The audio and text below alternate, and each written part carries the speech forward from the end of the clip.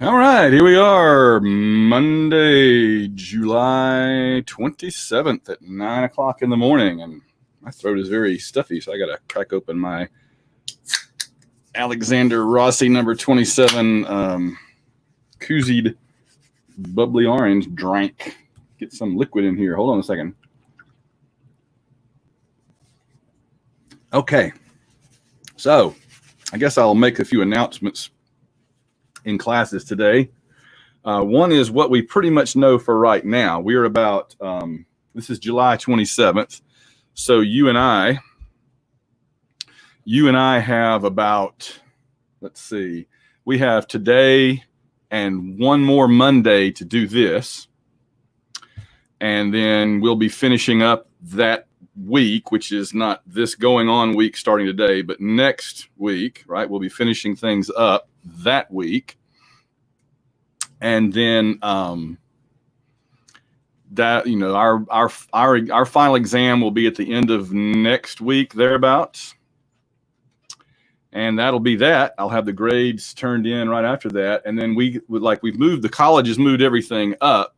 So we go almost immediately into faculty opening week for fall, right after this summer course is over. Of course, this is we're 2 weeks later than most courses. Sorry, I'm sweating. I took a shower and came down here, and it's very humid for some reason in my studio, and I'm like soaking wet.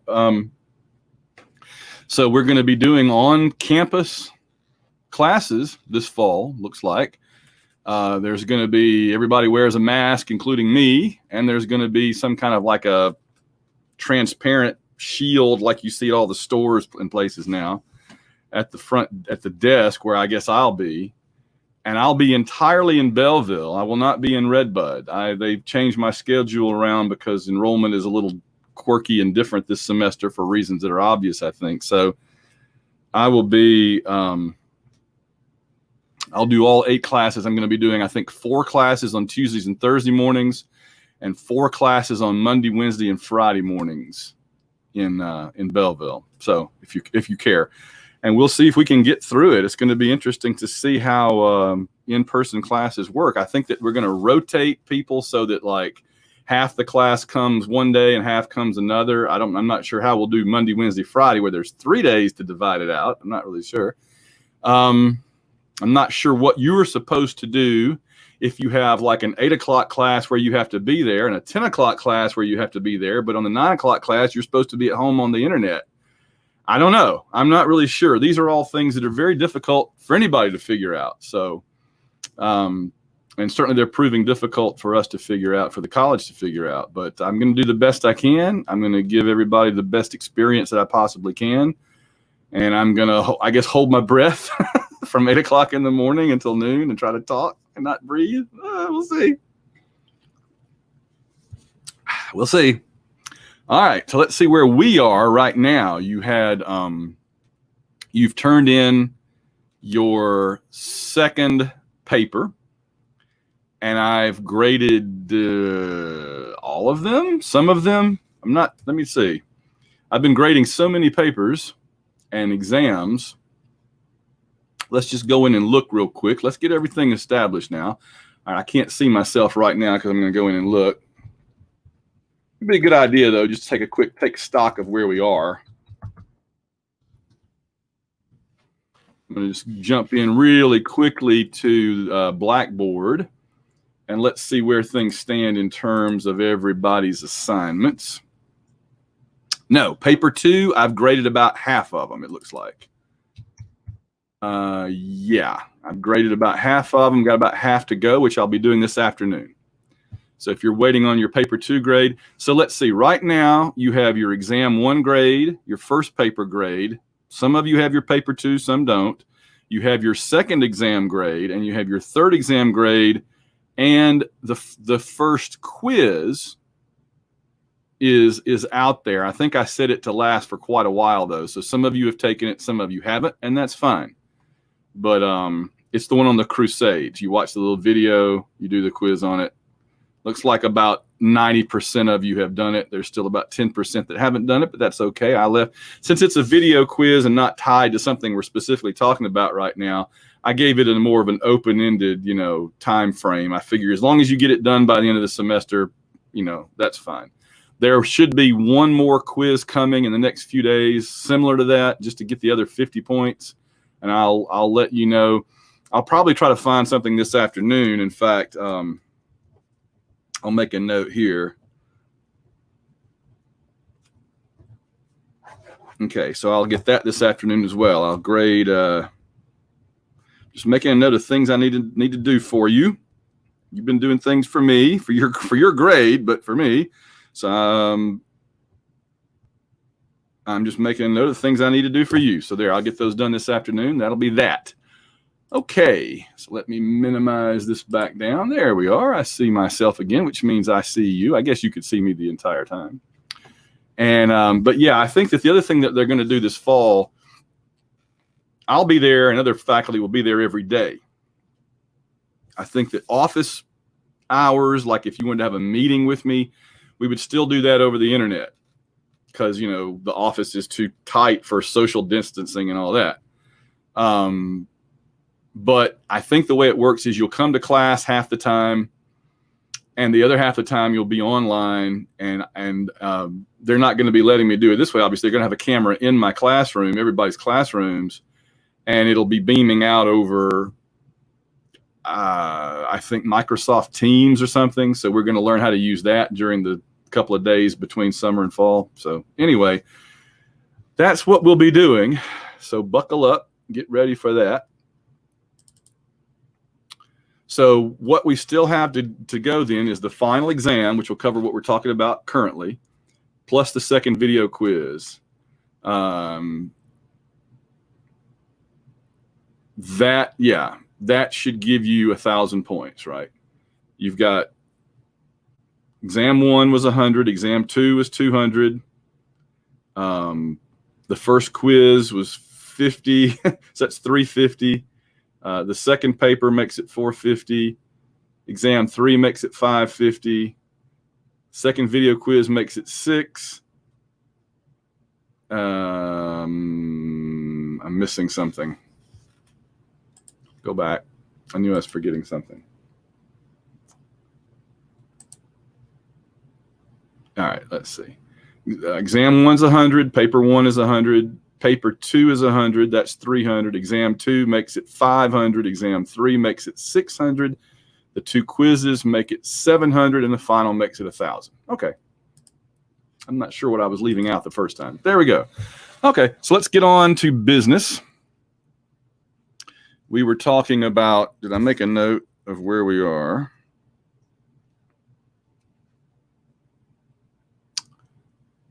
I'm going to assume, based on the syllabus, that we finished up. Let me go ahead and put the screen share up. Okay. I'm going to go on down here and assume this is week 7.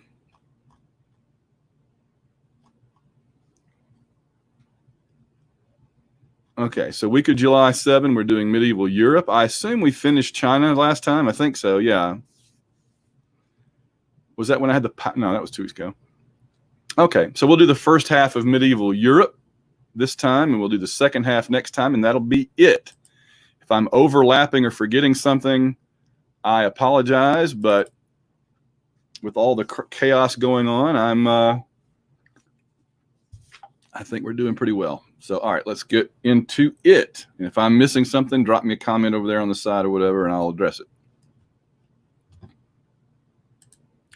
All right, so medieval Europe, or the Middle Ages, or the Dark Ages, there are various things that we call it, ran from very roughly 500 AD to 1500. And we choose those years. You know, historical events rarely adhere to blocks of specific time like that. But it's close enough, right? By 500, the Roman Empire in the West was gone, and you had the beginnings of what would become the kingdoms of medieval Europe. And that lasts all the way until 1500. And in 1500, you've just had Columbus and the New World, and everything's changing again. And you're moving out of the medieval period into what we would call sort of modernity, the modern world a little bit more, which that period runs roughly till, I would argue, probably about 1950. In fact, historians in the far future will probably say the post-medieval centuries are 1500 to 2000, and call it like close enough to the end of World War II and the end of the Cold War in 1991 or thereabouts, right? So we're kind of living in a post-modern world, depending on how you look at it right now. But we're going to look at the 1,000 years just prior to this current segment of history, which is, and I don't know, yeah, I guess postmodern is what we're calling it now, the medieval world. And that really is divided into roughly three segments. The first one is the early Middle Ages, from about 500 to 1,000. This is a time when Europe was still in turmoil and chaos from the fall of the Roman Empire. And, for several hundred years, it wasn't clear what was going to emerge in the place of Rome. Various warlords and kings and princes and all were squabbling and vying for control of Europe. And now we say Europe because, remember, it was still very isolated, Western Europe particularly. You still had the Byzantine Empire in the east, but Central Western Europe were very isolated. You had the Atlantic Ocean on one side, and for that whole 1,000 years, they didn't know there was anything else beyond the Atlantic Ocean, right? You'd fall off or something. And bounded in the east by the Byzantines and by the Arab Caliphate and the Persians and by North Africa, the Mediterranean. And so Western Europe was kind of in a box the same way as China or India in a lot of ways geographically. And so it went its own way for several hundred years. Oops. Don't know how I hit the wrong button there. So you got the rise of these new Germanic kingdoms. Germanic meaning that the barbarians had come in and, taken over. And you got a blend of peoples and customs. But the one institution that survived the fall of Rome was the church, Christianity.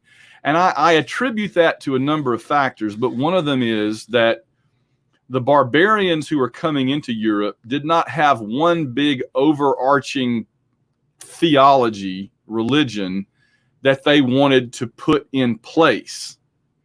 So when the Germanic barbarians overran Europe, they didn't really have an organized religion. They were pagan, whatever, and they didn't really have an organized religion. And so they intermarried with the locals who were Christian, thanks to to 500 years or 400 years of the Catholic Church.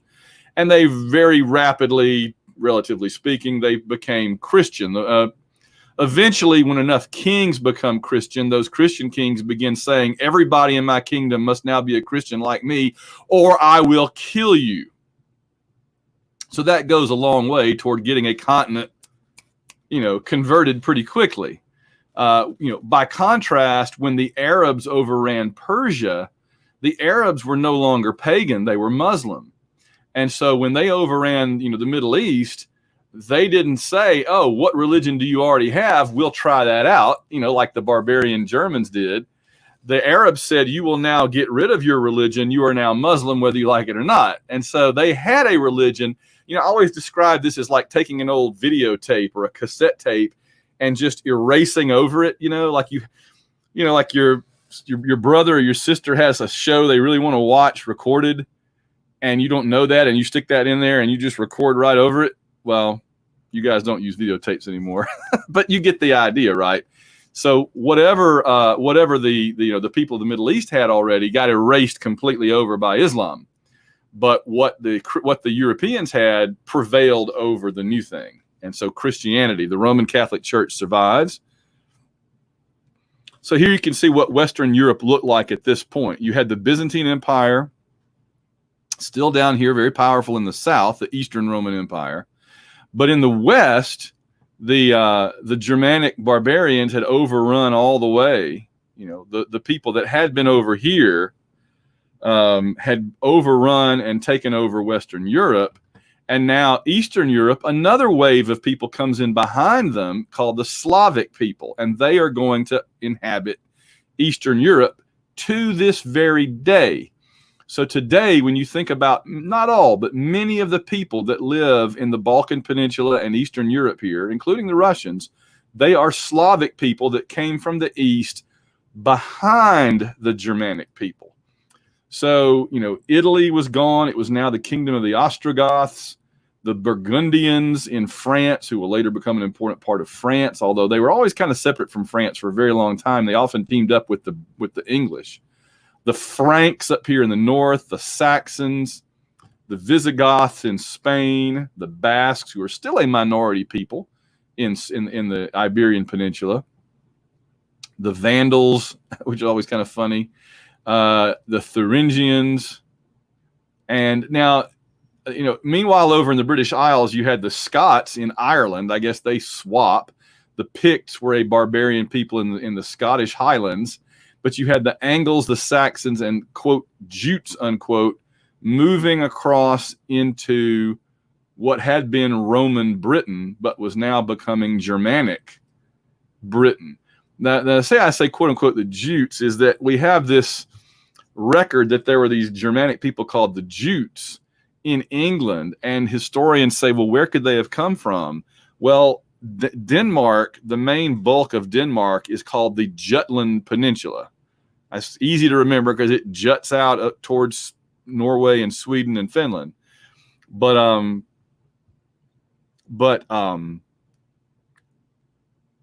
there's no evidence that any people called the Jutes actually ever lived in Denmark. So there's a lot of conjecture to history where we just have to kind of guess. We don't entirely know.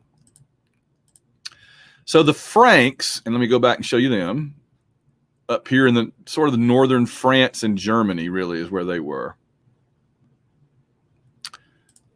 The Franks had King Clovis accept Roman Catholicism around at 500 AD. This is one of the reasons that we use 500 AD as the breaking off point, is that when this barbarian Germanic king, now ruling part of Western Europe, when he accepted Christianity, that marks a dramatic change in the history of Europe, because now Europe is on its way to becoming a Christian continent without the Roman Empire doing that.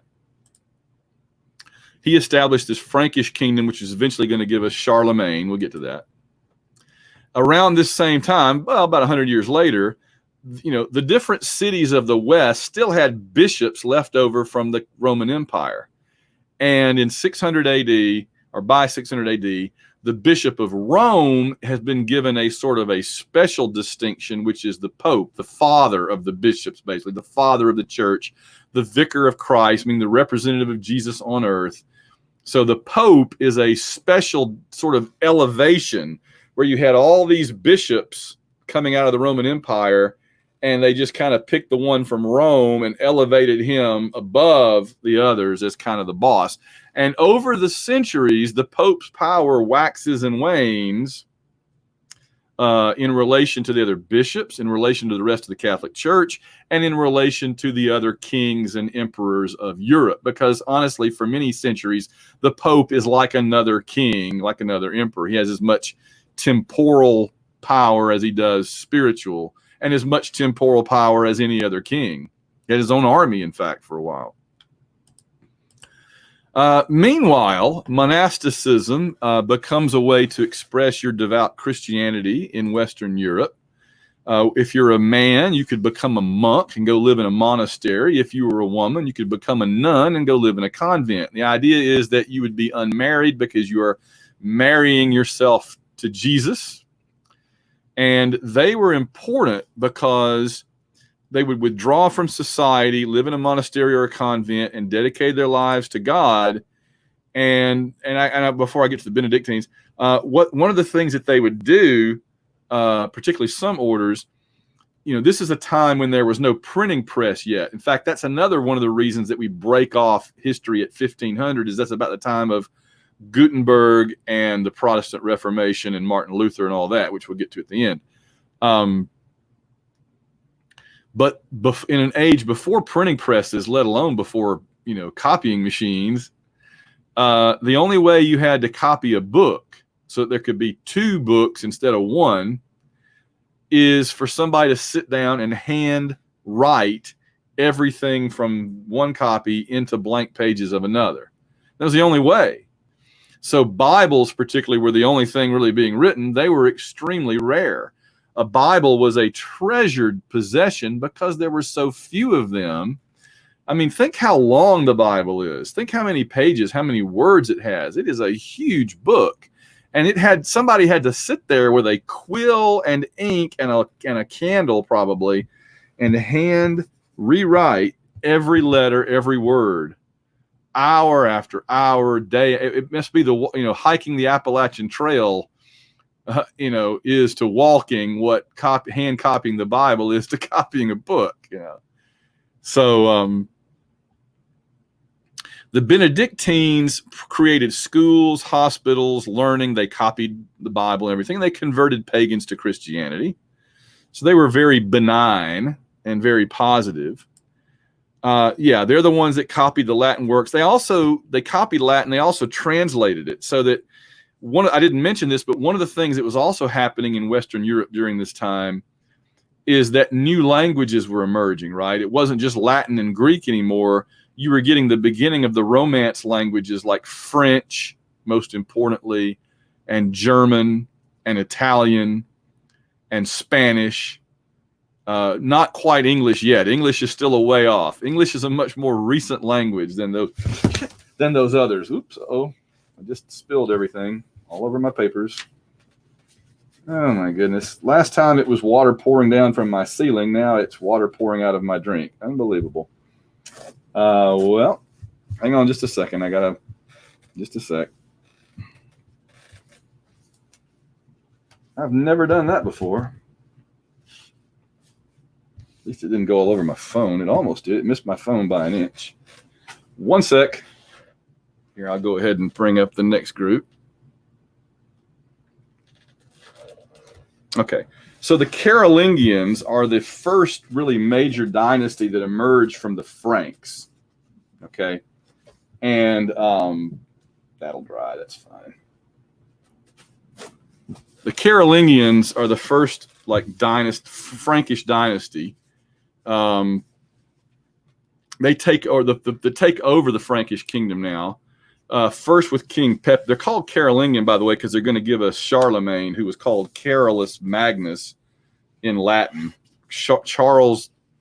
Charlemagne means Charles the Magnificent or the Great, and that's in Latin is Carolus Magnus. It's all the same thing. So King Pepin, who Western Europe would later kind of trace their origins back to, he was a Christian, and then he is followed by the great, literally, Charlemagne, who reigned 768 to 814.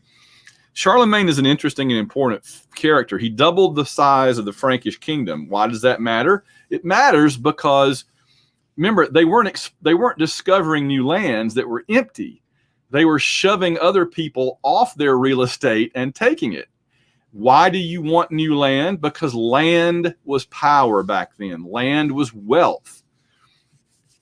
The way to have wealth, all the way up until the Industrial Revolution in the 1800s, the way to have wealth was to own and control land, because land produced food and resources. So the more land you control, particularly if it was good land, the wealthier and more powerful you and your kingdom were. And if you owned the land, you also owned the peasants that were kind of tied to the land and worked it for you and could be taxed. So the more land you could conquer, the more wealth and power you had, and the bigger your tax base, right? The more people you can tax, the more money you bring in. And I always like to point out that for the vast majority of human history, The purpose of taxing was to make the central authority power bigger and more powerful. Taxes generally were not to benefit the people being taxed. They were to benefit the people taking the taxes. Now, we today, of course, live in a world and in a country where taxes are used to help us. I was just having this argument online the other day that somebody said taxation is theft. And I'm like, well, taxation is theft in a very peculiar way. Taxation is theft if by theft you mean the thieves take a little money from you, a little from your neighbors, and then give you billion-dollar interstate highways, the Army, the Navy, the Air Force, the Marines, healthcare, fire, police, libraries, thieve me some more if I get such cool stuff in return for it, So, but back then it really was, it really was theft to a large degree. The Romans were good about building roads and creating an army, but oftentimes those things were used for the benefit of those people rather than for the public. And we can argue about how much today it's for the public versus those in power. I know. Okay. I'm too sidetracked, but I will point out in all of my history classes, especially when I teach in classroom setting and we can have more of a back and forth, I always like to try to tie what we're looking at in the past to where we are today, because it's an unbroken string of threads. And where we are today, we came from where we were then, and it informs how we exist today. So, this is great. This is what I call the drive-by crowning.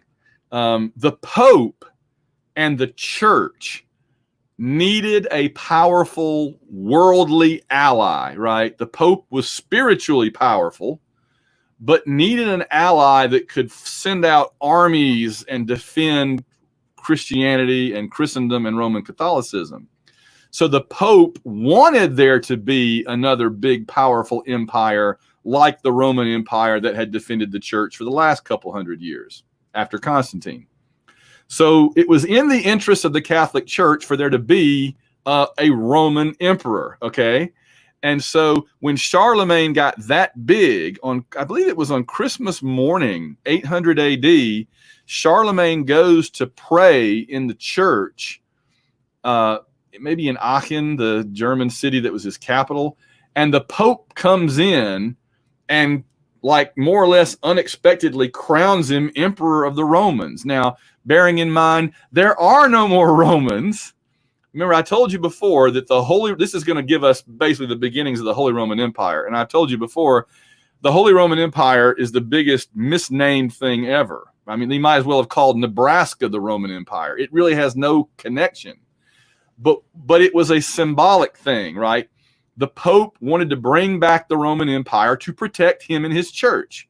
And so he wants there to be a Roman emperor. So he crowns this German illiterate barbarian emperor of the Romans with the understanding, you will now support me, you will now support Christianity, you will now encourage all of your people to be Christian, and you will defend the faith. And so Charlemagne is like, whoa, where'd that crown come from? Holy cow, I got a drive-by crowning. And here's your list of obligations now that the Pope has crowned you. And that will kind of be the way it goes going forward. So the Holy Roman Empire more or less begins here. But the actual emperor, remember, still existed in Constantinople. Remember, the real Roman emperor hadn't ceased existing. He had just packed up and moved to a new castle, a new palace in Constantinople in the east.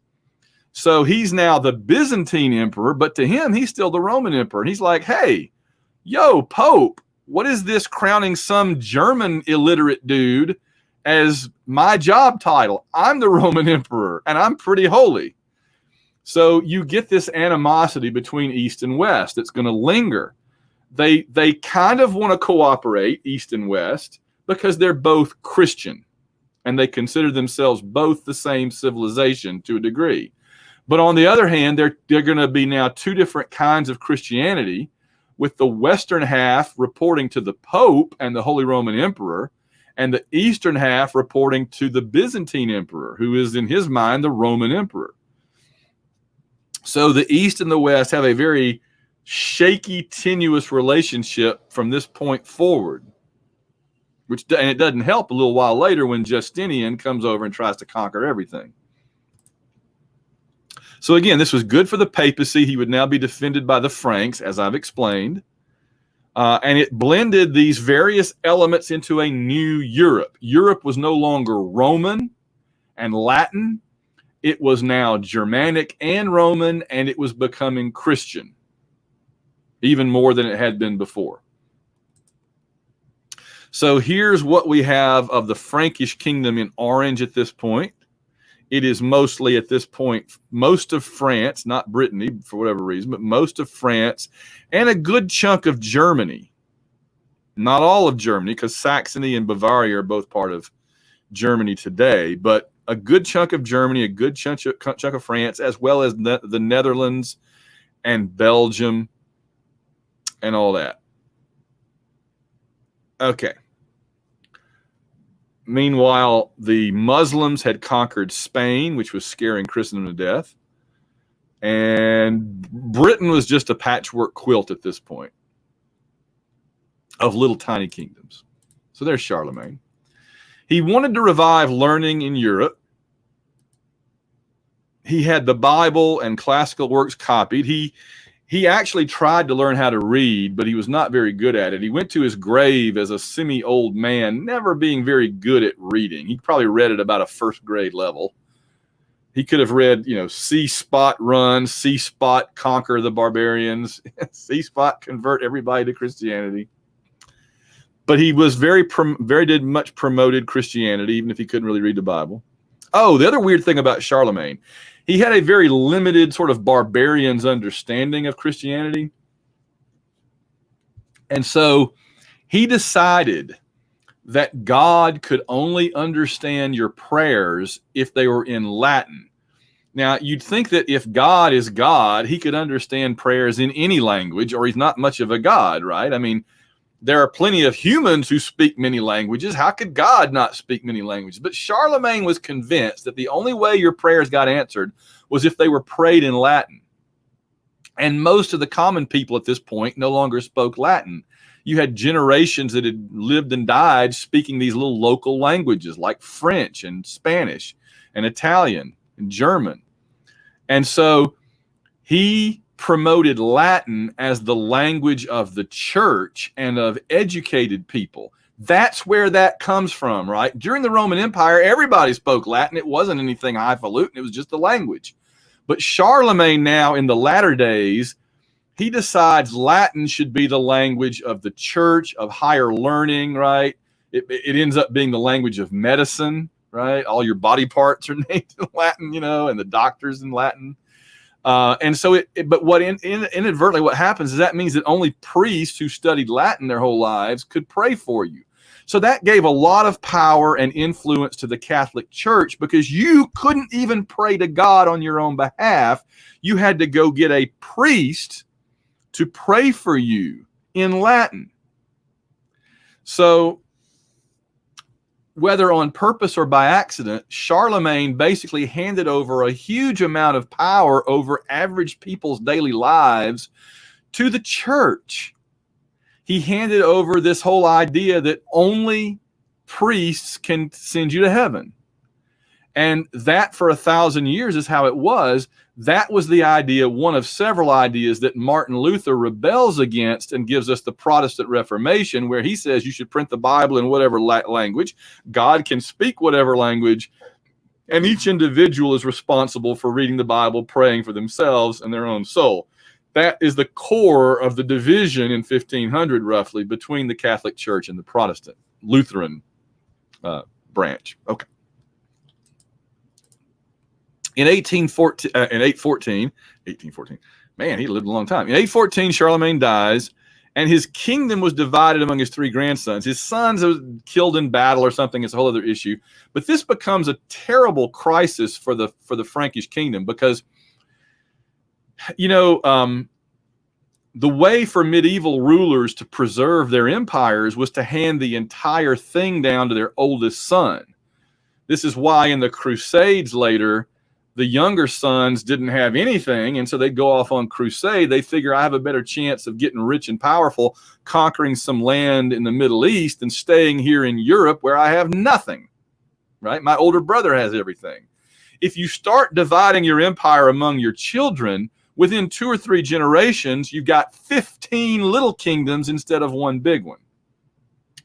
So he gave the whole thing, I think, to his son briefly, but it ends up being disputed over among his 3 grandsons, and they fight kind of a civil war among the 3 grandsons to see who will control what.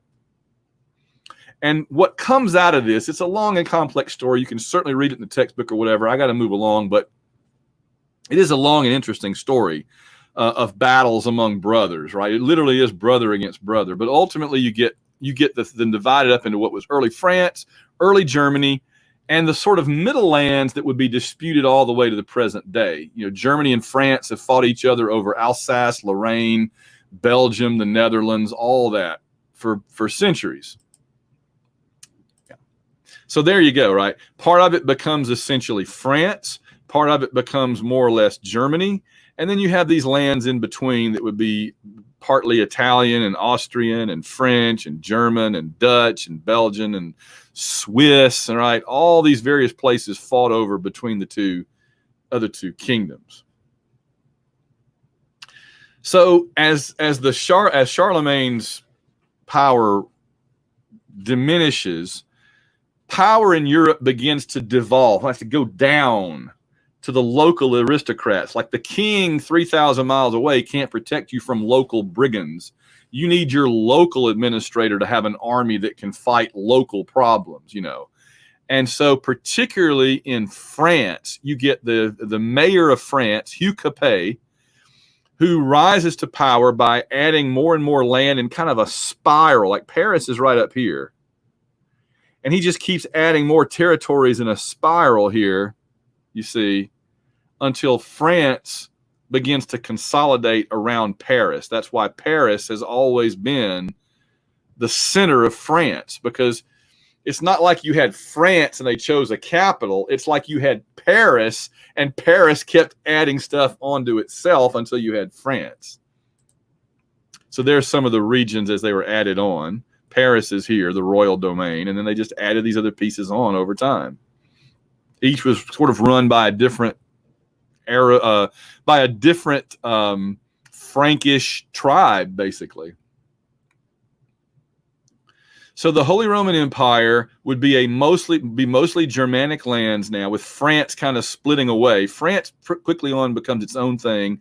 So the Holy Roman Empire becomes basically Germany and northern Italy and the lands around it. The Holy Roman Emperor Otto the Great was the first to really be called the Holy Roman Emperor of what we think of it later as opposed to Charlemagne. And you had continuous emperors. In 1438, one family kind of took over. Up until then, they more or less, believe it or not, they elected an emperor. It was never really a hereditary dynasty the way you might imagine. They would elect different emperors.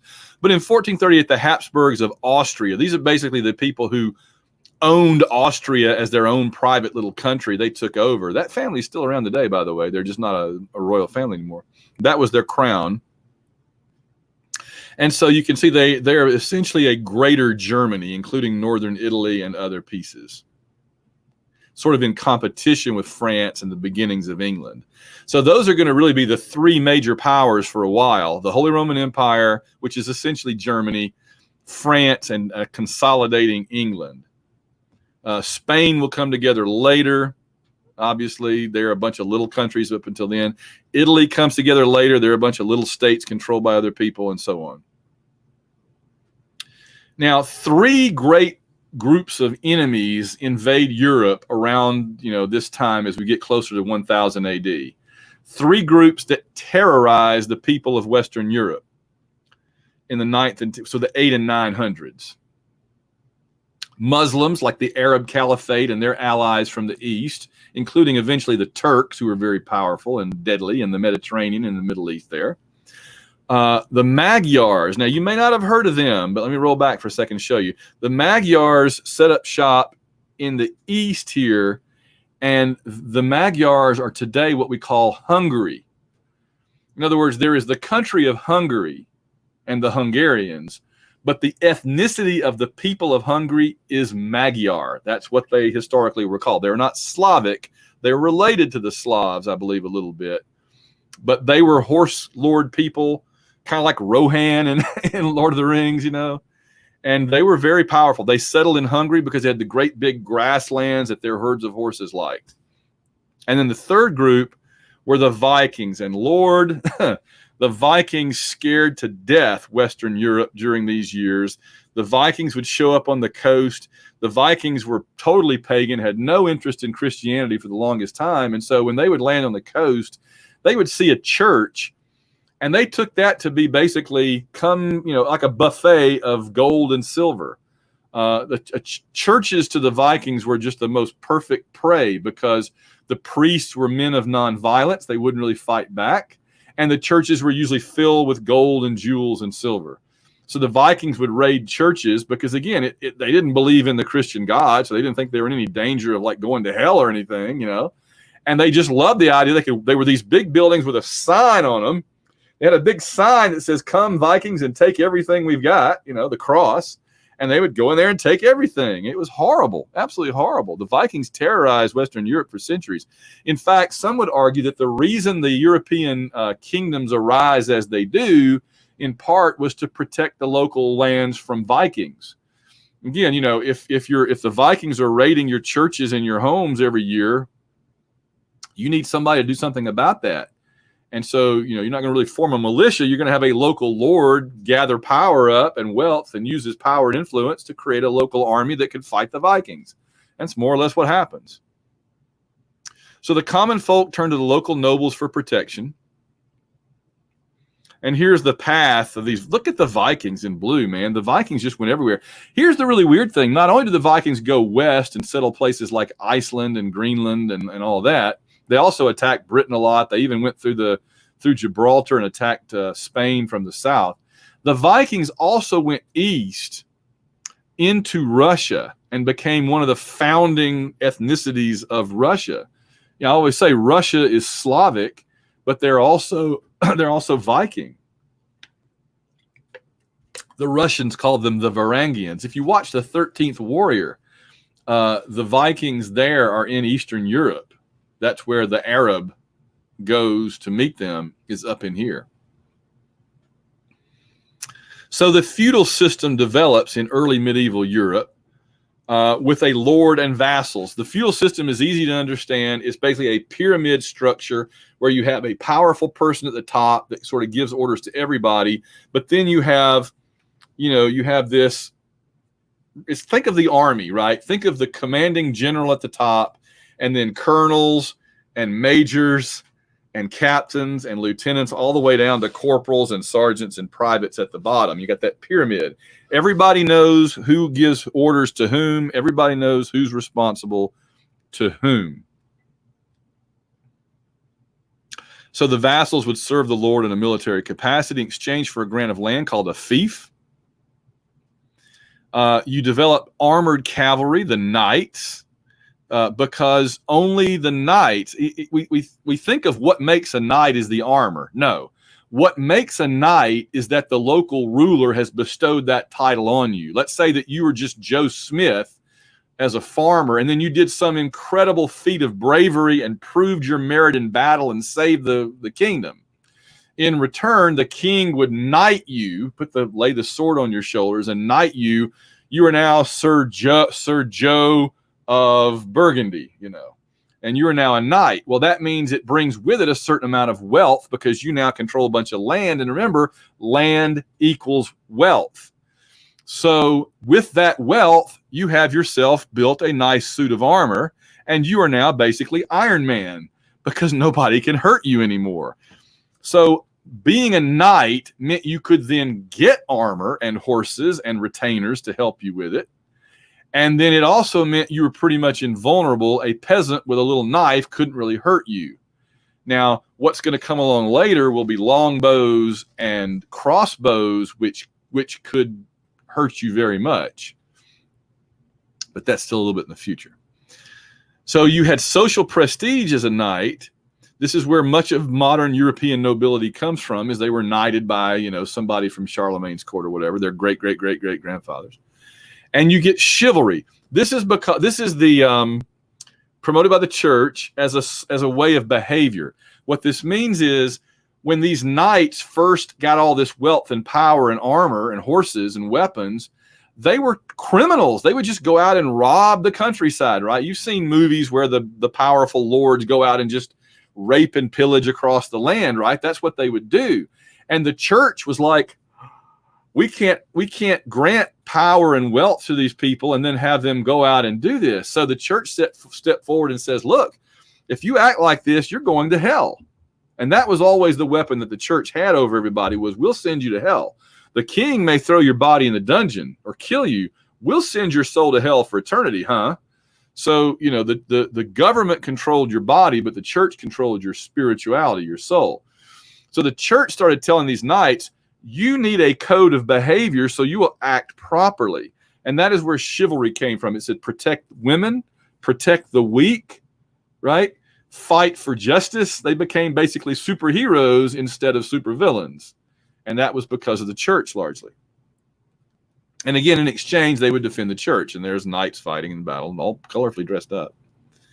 All right. And that gets us to the High Middle Ages. And let me just look real quick at where we are.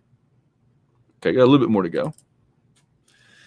So by the time we get to the High Middle Ages, from about 1000 AD to 1300 AD, the nobility in this feudal system has risen to the top, and they dominate society. The peasants are under them. The church and the aristocracy together are the nobility. And a lot of the church officials are nobles as well. They gain additional power by having church jobs as appointed by either the Pope or the king or the emperor. The justification for them having all this power was that they defended society and the faith, right? You have to give all power and authority to those who are in a position to defend Christianity and Christian society. So castles began to spring up as military strongholds for expanding territory, right? So in other words, part of the reason that you got castles in Europe was to provide a strong home base for the nobles, right? They don't want to live in a teepee. They don't want to live in a hut where somebody can come and set fire to it and kill them, kill their family. They want to live in the safest house they can. This is like if having ADT security and police protection, this is as safe as you could live back then. Build these enormous castles. They were incredibly well designed. You had an army inside there protecting you. They had moats and bridges and everything. But the other thing they were used for, they were partially used as a nice, secure home location for the local royal family. But the other thing that castles were used for was for expanding territories. Let me give you a specific example. England did not yet control Wales. On the map, see if I can find you a map real quick. Okay, so you can see kind of on this map, England is the main part. Scotland is the top of Great Britain. The whole island's called Great Britain. The only thing that's not Great Britain is Ireland. It's a separate island, but the whole thing is Great Britain. Scotland's at the top. Everything from Scotland down is England, except this little part that sticks out to the side here. That little part that sticks out to the side on the western side of Great Britain is Wales. And at this point, where we are in history back then, Wales was a separate world, a separate kingdom. They had their own language, those names that are 8,000. Otho Gwyneth, they had those great long names. So it was a separate part. It was a separate kingdom. The English coveted it and wanted to conquer it like they would later want to conquer Scotland. You can take my land, but you can't take my freedom, right? So the English wanted to conquer Wales. Well, what did they start doing? They started building castles along the border. That has a short-term and a long-term effect. In the short term, it protected the English armies that were going in and conquering Wales. But in the long term, what happened was these castles provided secure locations. Like, let's say you're a family living in Wales or in that part of England where they border each other, and you're worried about getting killed from bandits and brigands and Vikings and whatever else. The safest place you could live, you couldn't live inside the castle, but you could live right next to it. So over a relatively short period of time, lots of houses, lots of villages, lots of towns and cities grew up around the castles. They became the focal point, like a magnet, attracting people to come and live there and build villages around it. And when you get a village that's half in Wales and half in England, what starts happening? My little girl meets a little boy from Wales if I'm in England, and they get married, and next thing you know, a couple of generations go by, and England and Wales are completely intermarried. Everybody's half English and half Welsh, and they're all Welsh, and they're half, and they're totally bound together. So military force in the short term, but in the long term, it was really intermarriage and family connections that sort of erased that border between England and Wales and blended them together like they more or less are today. Though, to throw the Welsh a bone, the British called their crown prince the Prince of Wales. They just sort of gave him Wales as his domain to throw the Welsh a bone and say, look, you're the King of England, but the Prince of Wales. You could have said Scotland if they wanted to, but they weren't going to say that. They were too mad at the Scots. So like I said, the role of towns surrounding them is it brought families together, caused intermarriage, and caused these borders to melt away. And commerce too, which buying and selling goes a long way, right, towards intermixing peoples. Life was centered around religious and military activities. You were studying to be a warrior, a soldier, or a priest. So the recreation was military, martial recreations like jousting and sword fighting and all. It was seen as both entertainment and sports, but also practice for when you had to fight. So they had all kind of tournaments and jousting. They didn't have the Olympics like you did in the East, like in Greece had, though they would be coming back eventually. So they had, this sort of a different kind of military sports. Now, England, and I think, let me just see kind of where we are. Got a little ways to go yet. All right, we're almost to the halfway point. I want to save half of it for next time. The Normans were what they called the Vikings that had settled in northwestern France.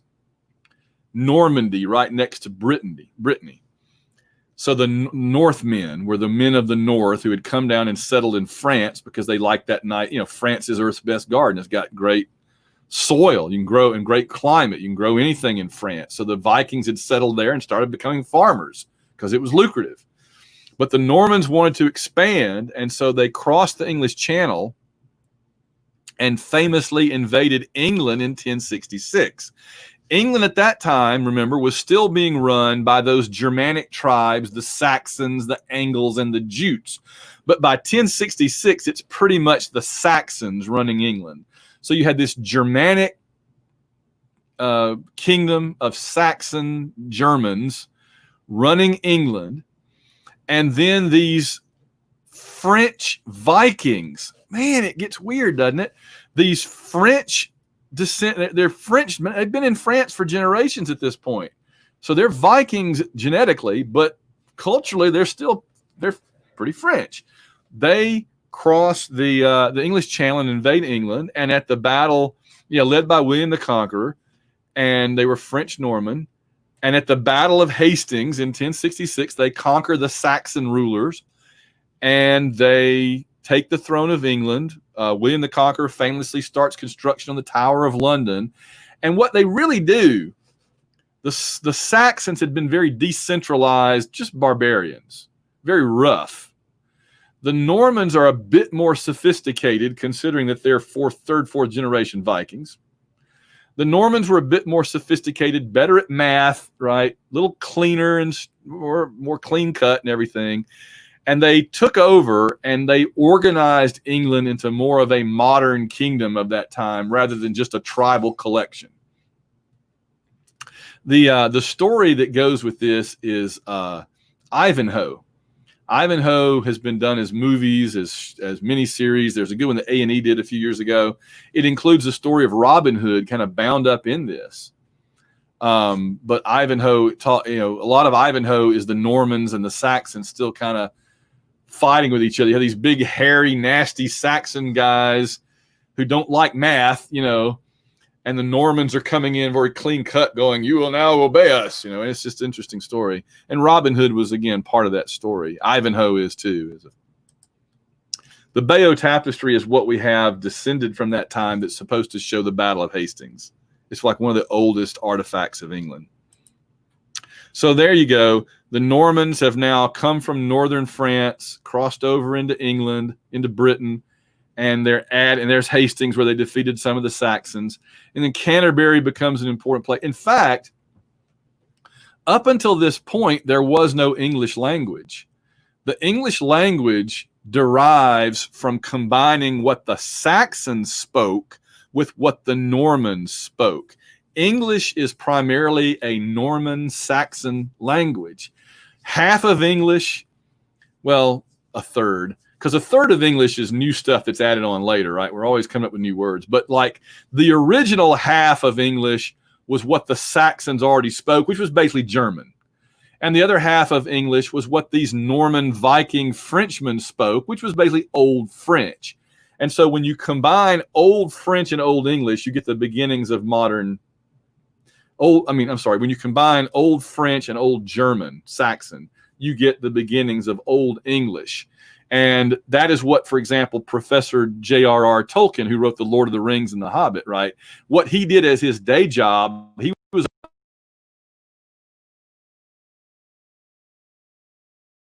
the professor had been writing and how they spoke before the Normans showed up. That was what he did. He specialized in Anglo-Saxon before the Normans showed up.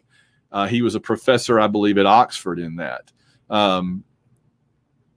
Whereas eventually the two get together and become, Anglo-Saxon, Norman become English.